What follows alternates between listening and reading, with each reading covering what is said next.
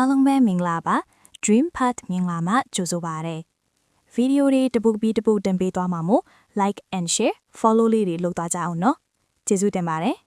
နောက်ထပ်ဆောင်းပါးတိုလီတစ်ပုတ်နဲ့တင်ဆက်ခြင်းပါရယ်နီးပညာခင်မှာကိုယ်တိုင်လေ့လာသင်ယူပြီး landed for နေတဲ့စူးစမ်းလိုစိတ်ရှိသောလူငယ်လေးအကြောင်းပြောပြလိုပါတယ်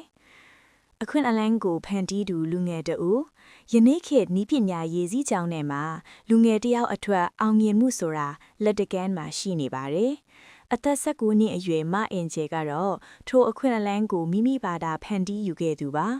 သူ့မှာအဆင့်မြင့်သင်တန်းတွေတက်ဖို့ငွေကြေးအင်အားမရှိခဲ့ပါဘူးဒါပေမဲ့သူ့မှာရှိတဲ့အင်တာနက်နဲ့ဖုန်းလေးတစ်လုံးကိုအသုံးချပြီး YouTube နဲ့ AI နည်းပညာတွေကိုတဆင့်ချင်းလေ့လာခဲ့ပါတယ်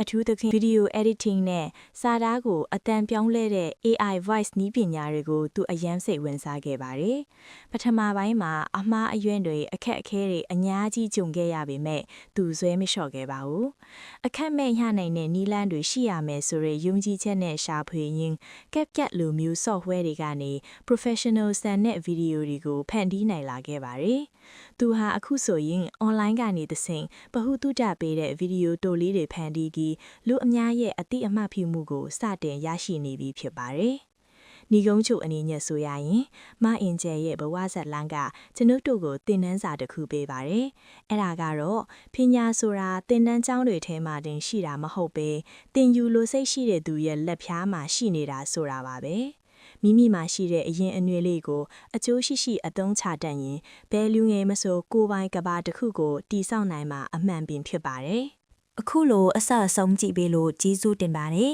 ။ပြီးတော့ comment လေးပြောပေးသွားကြအောင်နော်။နောက်ထပ်ဗီဒီယိုမှာဆုံတွေ့ကြမယ်။ Bye bye